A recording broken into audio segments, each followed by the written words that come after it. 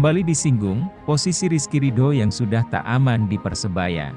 Persebaya kembali diingatkan oleh para supporter, jika salah satu aset paling berharga yang dimiliki Bajul Ijo, yakni Rizky Ridho Ramadhani, posisinya sudah tak aman di Persebaya.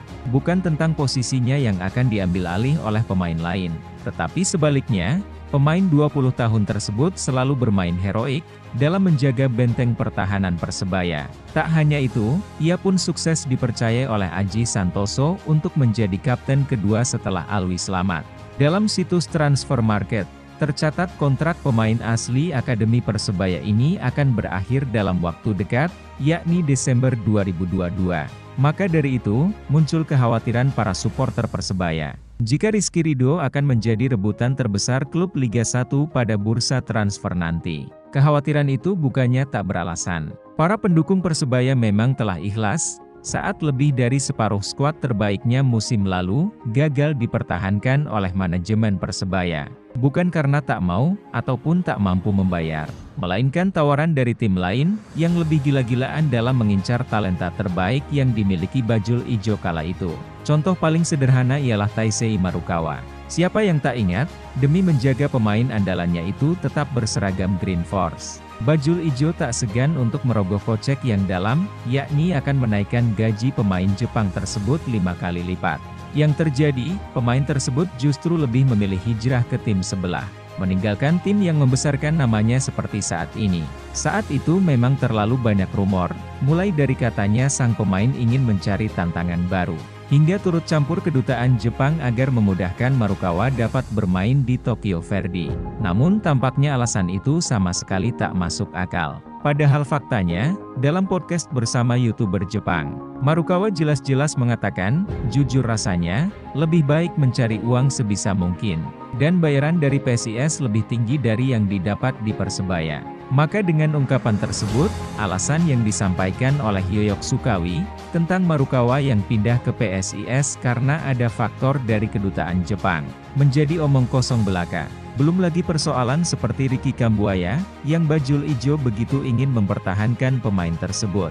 Namun karena nilai kontrak yang tak menemui kata sepakat, pemain andalan Shin Tae-yong ini akhirnya pergi meninggalkan Persebaya, tanpa memberikan sebuah gelar pun untuk tim yang telah membesarkan namanya. Belum lagi banyak nama-nama lainnya yang pergi karena hal serupa. Maka tak heran, para bonek tampaknya sudah mewanti-wanti, dan khawatir jika Rizky Ridho akan mengikuti jejak para seniornya, yang datang ke Gelora Bung Tomo, bukan mengenakan seragam Persebaya, melainkan mengenakan jersey tim lawan. Mirip seperti tandemnya musim lalu, Ali Sesai.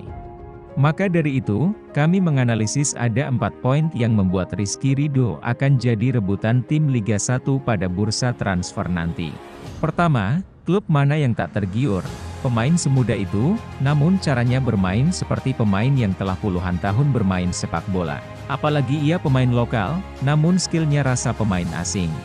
Kedua, merekrut Ridho tak akan mengganggu kuota pemain asing. Seperti kita ketahui, pemain asing di setiap Liga 1, maksimalnya hanya boleh 4 pemain saja. Yang kebanyakan, 4 pemain asing itulah yang akan selalu menjadi tulang punggung bagi tim. Atas dasar itulah, merekrut Ridho tidak akan mengganggu kuota pemain asing sebuah klub. Namun performa yang diberikan terasa seperti permainan para pemain asing. Ketiga, ia dibentuk oleh 2 pelatih jenius dan seorang mentor terbaik. Pencapaian Rizky Ridho seperti sekarang ini, tak terlepas dari polesan seorang Aji Santoso, yang berani memberikan jam terbang untuk para pemain muda Persebaya. Atas dasar itulah, membuat pelatih timnas Indonesia Shin Tae-yong pun akhirnya memilih Ridho untuk menjadi pemain inti timnas, dan sukses membuat sejarah Indonesia lolos ke Piala Asia sejak 2007 silam. Ditambah lagi, polesan langsung dari salah satu legenda Persebaya, yang terkenal akan kedisiplinannya, yakni asisten pelatih Bejo Sugiantoro. Sosok Bejo Sugiantoro lah yang kabarnya pertama melihat ada sebuah potensi di diri Rizky Ridho, dan membawanya ke dalam tubuh tim inti Persebaya. Bejo Sugiantoro pun dinilai menjadi inspirasi seorang Rizky Ridho selalu tampil rapi dengan memasukkan jersey ke dalam celana.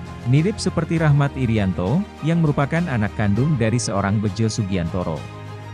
Keempat, mampu menaikkan pamor sebuah klub. Tak dipungkiri, Salah satu faktor terbesar seseorang menyukai sebuah tim adalah karena ada pemain favoritnya di sana. Menjadi pemain berlabel timnas, juga menjadi pemain yang memiliki banyak penggemar. Merekrut Rizky Ridho, juga menjadi cara ideal untuk menaikkan keuntungan finansial bagi sebuah klub. Maka, dalam upaya mempertahankan Rizky Ridho, para bonek menginginkan ada effort lebih dari manajemen Persebaya, untuk mengamankan tanda tangan pemain original Persebaya ini, yang kegagalan mempertahankan sebagian besar pemain Persebaya musim lalu. Jangan terulang lagi saat mempertahankan seorang Rizky Ridho, pemain yang begitu dicintai para supporter, yang tak pernah menyerah untuk memberikan penampilan terbaiknya bagi Persebaya, yang selalu dengan tangis mencium logo tim kebanggaan kota Surabaya tersebut. Ia sempat menjadi cadangan ketiga, setelah duet Arif Satria dan Hansa Muyama, serta duet M. Syaifuddin dan Ali Sesai. Namun kerja kerasnya berbuah hasil, sampai akhirnya menembus tim inti Persebaya, hingga tim inti Timnas Indonesia. Kemenangan dua laga terakhir Persebaya, yang merupakan dua clean sheet Persebaya, yang tak lepas dari aksi dan blok-blok krusial seorang Rizky Ridho. Sebut saja saat melawan PSS Sleman. Saat Leo Lelis terlambat menutup pergerakan pemain Sleman, Ridho lah yang hadir memblok crossing tersebut.